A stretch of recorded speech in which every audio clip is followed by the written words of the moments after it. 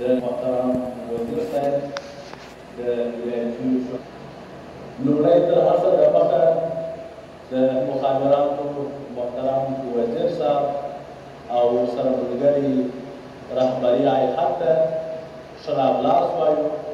خدای دې هر وخت راولي. واقعا خوښ وو د وزیر صاحبانو راتګ کندهار ته په څو لحاظه مهم دی. یو دا زموږ هغه د حکومتدارۍ په سیسټم باندې د هغه پر تقویې او پیاوړتیا باندې مثبت تاثیرات درلودلی شي. تر څنګ یې په ولایتي اداره کې چې کومې نیمګړتیاوې او ستونزې وجود ولري دا ډېر ښه دي چې هغه دوی د نږدې څخه وویني. راغلاست وایم خدای مو هر وخت راولی په دې امید چې دغه زموږ ستونزې او مشکلات تشکر. محمود جان کرزی صاحب، محترم اخندزاده صاحب، درنو مېلمنو، راغلو ښاغلو او اغلو قدرمنو رسنیو، السلام علیکم ورحمت الله وبرکاتو.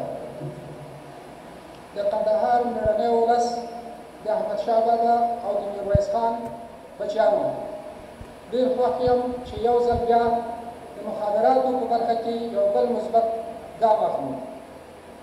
نن ورځ زه تاسې ته د ډیجیټل دستګاه د DSL دستګاه چې فایبر ټو د کابینټ د فایبر مړي چې ستاسو کورونو پورې د فایبر ټو د کابینټ پورې دغه دستګاه موږ افتتاح کوو او دا په د ایو مینه کې او دغه دا معنا لري چې له نن نه بعد هېڅ کور به په ایو مینه کې داسې نه وي چې هغه په ټلیفون لاین ونه لري او هېڅ کور به په ایو مینه کې داسې نه وي چې هغه انټرنیټي خدمات ونه لري.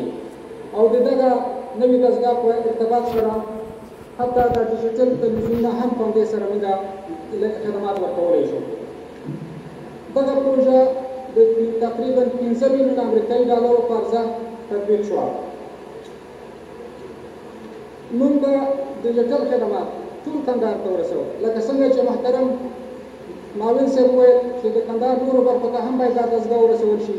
موږ به درست کندهار ته او درست افغانستان ته ټولو ولسوالیو ته موږ ډیجیټلي خدمات وړاندې کړو. موږ فعلا په 19 ولسوالیو 19 ولایتونو کې موږ ډیجیټل دستګاوې لرو او باقي نور ولایتونه چې پاتې هغوی دپاره هم موږ پروګرامونه لرو. موږ افغانستان څخه ډیجیټل افغانستان جوړوو. موږ په دې برخه کې د مایکروویو، سټلایټ، ریډیو ویو، فایبر او نوې ټکنالوژي څخه استفاده کوو تر څو عصري او موډرن خدمات ټولو هېوادوالو ته موږ وړاندې کړو.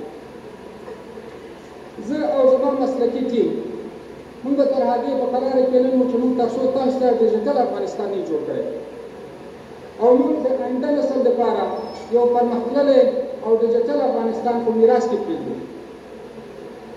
موږ د چین هېواد څخه د افغانستان د لارې د ایران، افریقا او د چین هېواد څخه د افغانستان د لارې اروپا ته فایبر مړي د لارې کنکشن ورکوو. موږ ټول زموږ شرقي، جنوبي او شمالي ګاونډي هېوادونه د افغانستان د لارې وصلوو چې په دغه برخه کې افغانستان ته به ډېر زیات عواید د ډیټا د ټرانزیټ په برخه کې د ټکس په واسطه سره افغانستان ته راشي. موږ افغانستان څخه د ډیجیټل لویه لاره جوړوو. لکه څنګه چې په افغانستان کې د سلک روډ په نوم باندې مشهور لاره وه، اوس په افغانستان کې د ډیجیټل سلک روډ هم موږ جوړوو. موږ د افغانستان د مخابراتو په برخه کې د همسایه هېوادونو د انحصار څخه وباسو او موږ په راتلونکي 15 کالونو کې موږ باید ډیجیټل ټکنالوژي همسایهګانو سره موږ ورسره مرسته کوو. حتی موږ دې لپاره برنامې لرو، پروګرامونه لرو او همدا اوس پروژې لرو. موږ لرې پرتې سیمې لرې کلي باندې د سټلایټ د لارې وصلوو چې د هند هېواد په تېرو 2 میاشتو وړاندې یو سټلایټ کلا ته یو سټلایټ ولیدو چې په هغې کې 2 ټرانسپانډره موږ د افغانستان ته راکوي. د هغوی د لارې موږ ټول مکاتب او ټول هغه لرې پرتې صحي شفاخانې موږ ورسره وصلوو. موږ ټول پوهنتونونه، مکاتب، لیسې د فایبر د لارې ټول سره وصلوو او انټرنیټي خدمات ورته ورکوو او موږ ټول مسجدونه د فایبر د لارې وصلو. موږ مسجدونه عصري کوو او دا په دې معنا سره چې زموږ مسجدونه د مصر او د سعودي عربستان او د نړۍ د نورو اسلامي مرکزونو سره به وصل وي. عالمان دیني عالمان به کولی شي چې د دنیا د لرې پرتو سیمو نه د دنیا د معتبرو اسلامي مرکزونو نه معلومات ترلاسه کړي او معلومات شریک کړي. موږ د ډیجیټل افغانستان لپاره ځانګړي پروګرامونه لرو. د ډیجیټل افغانستان لپاره د 2018 کال لپاره تقریبا 95 میلیونه ډالر موږ د بانک جهاني د لارې لرو چې د ډیجیټل افغانستان او د فایبر نوري پروژې پرې تطبیق کوو. موږ آنلاین پاسپورت، ډرایوینګ لایسنس او صحي خدمات، آنلاین تعلیم دې لپاره موږ پروګرامونه لرو چې په 2018 کې به موږ تطبیق کوو. زموږ کاري ټیم په دې اخته دی چې مسکونه، ارزانه، با کیفیته مخابراتي خدمات ټولو هېوادوالو ته وړاندې کړي او په دې برخه کې شپه ورځ هلې ځلې کوي او موږ زموږ دا لړۍ به روانې دغه د افتتاح چې ډیجیټل افتتاح دلته په کندهار کې کېږي، همداسې به په نورو ولایتونو کې هم دغه لړۍ دوام لري.